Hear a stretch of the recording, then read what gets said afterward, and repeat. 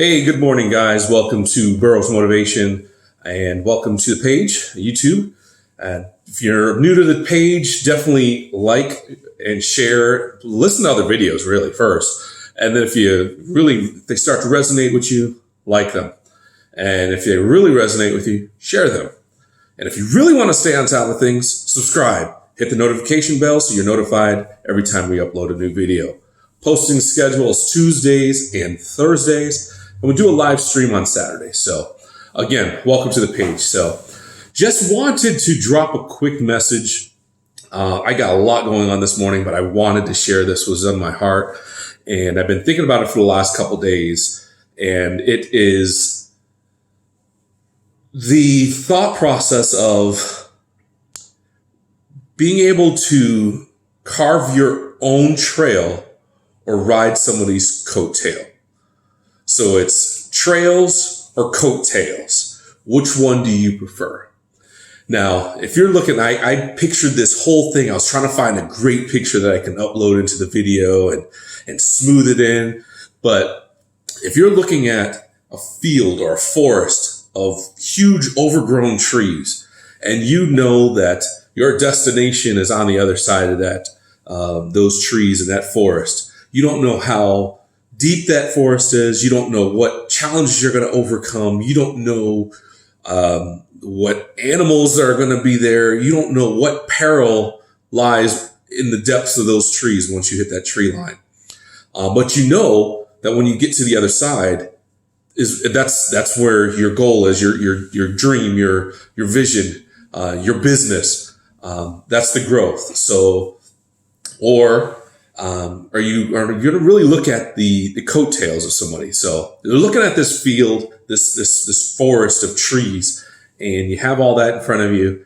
A lot of people would look at that with a whole bunch of vigor. They start off, they're like, yeah, I want this. This is going to happen. We're going to get it. You got my tools. Some people are more than equipped. Some people are less than equipped. There's no restrictions on what you use to clear your path to get to the other side. You have open path. But some people are a little bit hard-headed. They think, I got this. I don't need anybody's help. Some people call in the village. Some people are lone solos out there just trying to knock it out themselves. They got a machete in one hand and their dog in the other.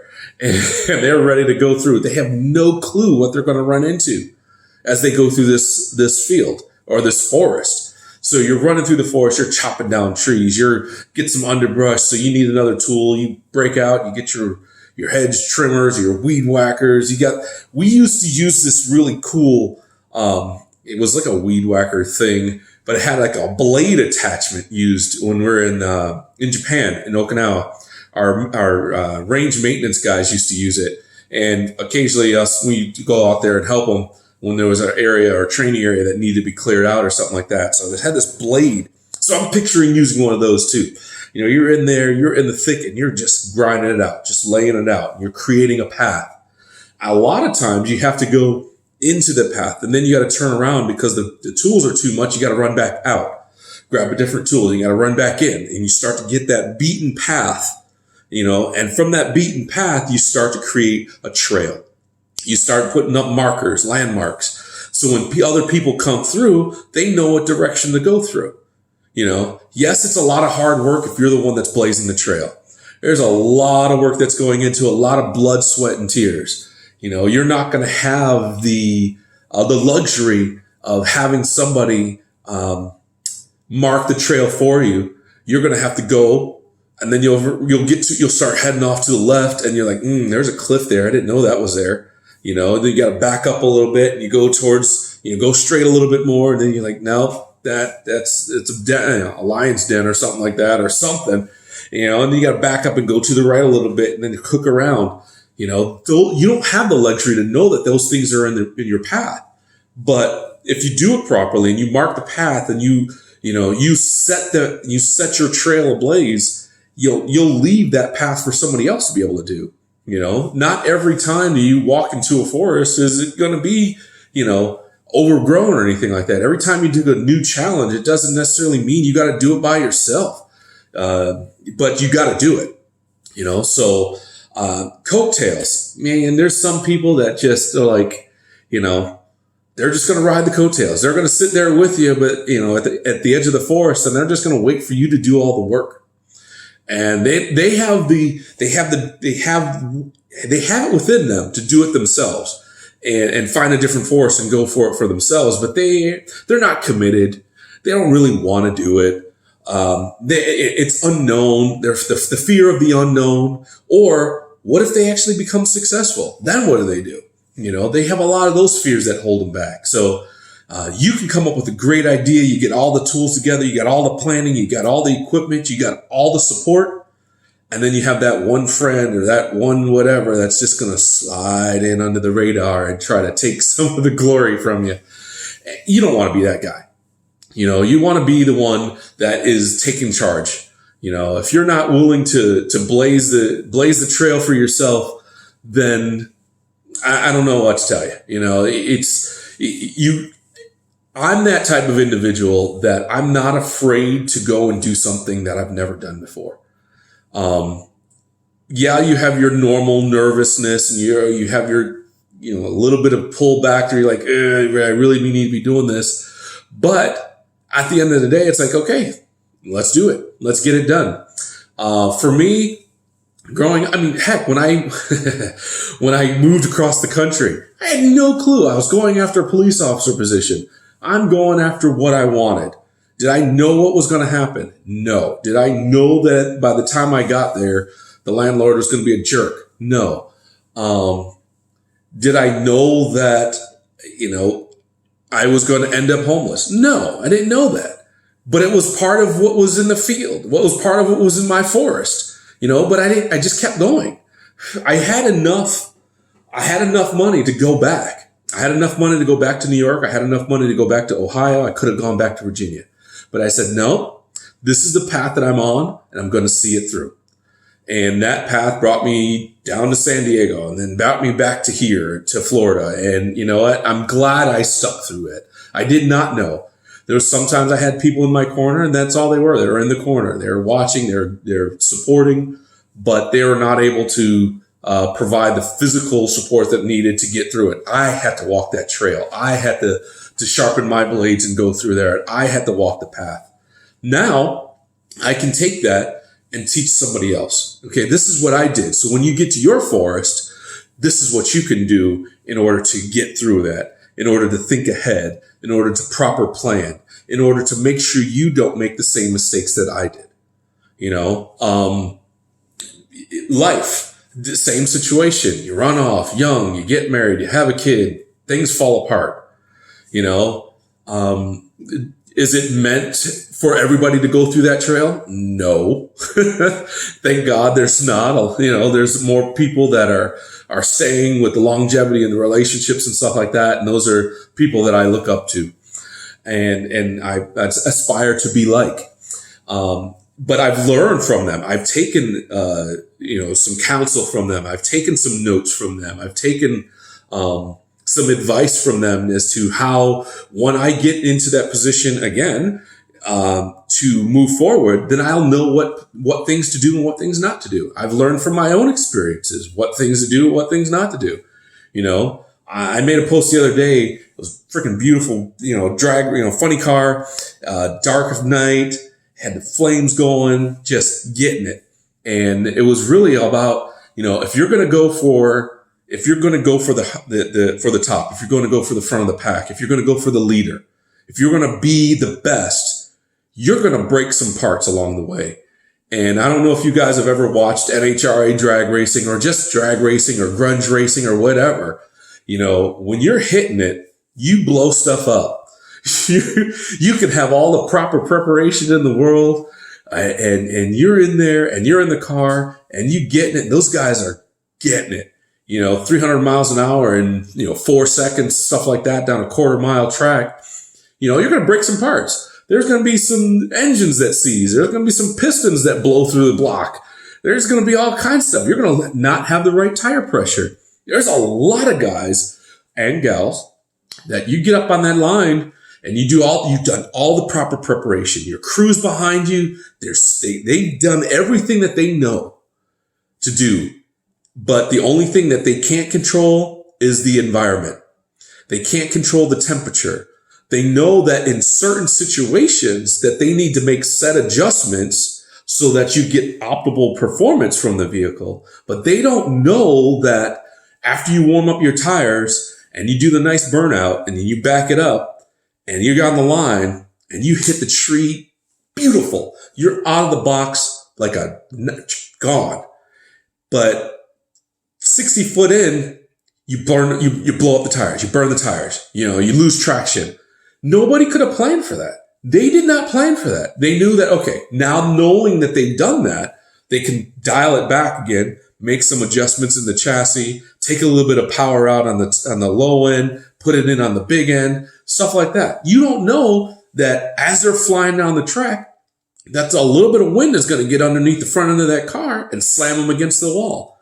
You don't know that. You can only prepare for what you can prepare for. Control the things that you can control, and everything else, it is what it is. It's data. You take it back to the house, you review the data, you review the tapes, and you say, okay, this is where it happened. So in this situation, they know the humidity, the barometric pressure, they know the tire pressure, they know how many horses you're running, they know everything. And then they're able to reconfigure that and take another shot, take another run, replace the engine, replace the transmission, use a little bit less nitrous, use a little bit more of that. It's the same thing in life. It's the same exact thing. I've had to do that on many occasions. And just because those drivers crash into the wall, burn up the tires at 60 foot or whatever, or just get flat out beat, it doesn't mean that they don't race another day. They go out there, their team gets together, they chamber another round and take another shot. The only guys that are absolutely guaranteed to lose are the people that take their truck and take their trailer and go home, never to return to the track again. If you want to control the things that you can control, then you got to do everything, not just what it takes, but whatever it takes to win. Business, same thing. You got to be willing to take lumps on the chin, left and right. You got to be willing to change not only who you are, but how you perceive things. You've got to be able to grow past your known sticking points. You've got to be willing to look inside yourself and say, do I really want this bad enough to go into that forest, into that darkness, into that world of the unknown? Or do I want to just stay here with this nice cush, $60, $70, $80,000 a year job that's a paycheck? Or even if it's not, even if you're a high roller and you're making 150, 170, it's still a paycheck that somebody else writes to you. They can take that back anytime they want. But in order to grow, you got to be willing to do some different things. In order to get to that person that's making $170,000 a year, you need to be able to do some different things than the guy that's making 60. Not saying any of those two incomes are bad, or any of them is better than the other. It all depends on your situation. It all depends on your drive. And if 60 is where you want to be at, 60 is good. I want more. I want to do more things. I want to do more things for my family. I want to do more things for my kids. I want to be able to take care of generations, So, back to my thoughts. Coattails, those are the people that are just, you know what? You have this great idea. You've been blessed with this vision of how you want things to be. And they're going to let you do all the work, and then they're going to slide in there and take some of the credit from you. I think I said it a little bit earlier as well. But those are the people you might want to separate yourselves from. They're great. They're fun. Don't tell them all your business because they're going to come and steal all your honey. They're going to come in and try to steal all your honey after you've done all the work. That's not acceptable. If you want something in life, you got to be willing to go after it and get it. You've got to be willing to put down the hard work, blood, sweat, and tears. You got to be able to question yourself. You got to look at yourself from the inside out and say, do I really want this? Your goal should be just big enough that if it tears you open and makes you look at all the ugly bits, and fix them. That's when you're committed, is when you look at all the ugly, all the bad, all the nastiness inside you. Not that you're a bad person. It's just stuff that you need to change.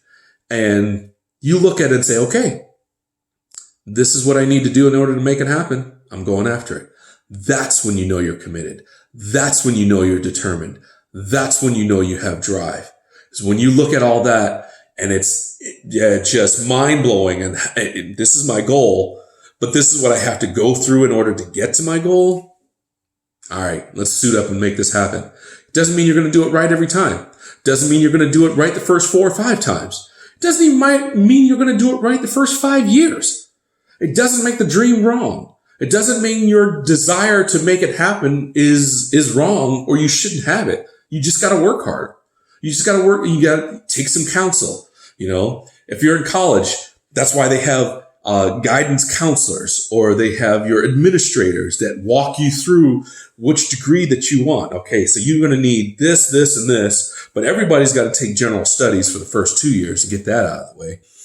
And in the meantime, while you're taking general studies, why don't you do a little bit of interning over here or reading on the side or doing something else, volunteering to get more streamlined. So once you're able to get past those first 2 years, that you can just jump right in and you've got some of the knowledge that's going to get you down the path that you want to go through.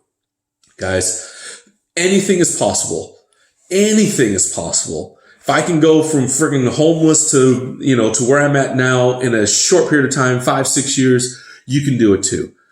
God forbid, I hope you don't have to go through the homeless thing. It sucks. But, it's something that I went through. I went through a lot of marriage struggles, relationship struggles, just people literally turning their back on me, walking away from like friendships that you thought that you're going to have for years.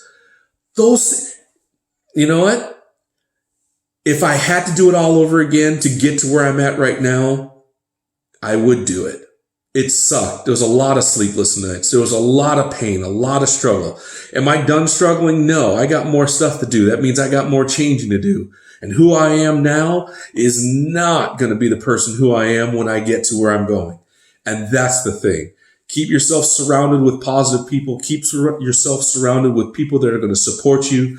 Continue to do the work. Continue to look at things within inside you that you need to change in order to make those minor tweaks to tune in and dial in your performance so that your efforts make sense and you're not just burning up tires out there on the track. So again, welcome to my page, Burroughs Motivation. Check me out on Facebook, Burroughs Motivation, YouTube, Burroughs Motivation, Instagram as well. If this has been helpful to you, like it, make a comment, share, and subscribe. So with that, enjoy. Peace out. Have a great one. Take care.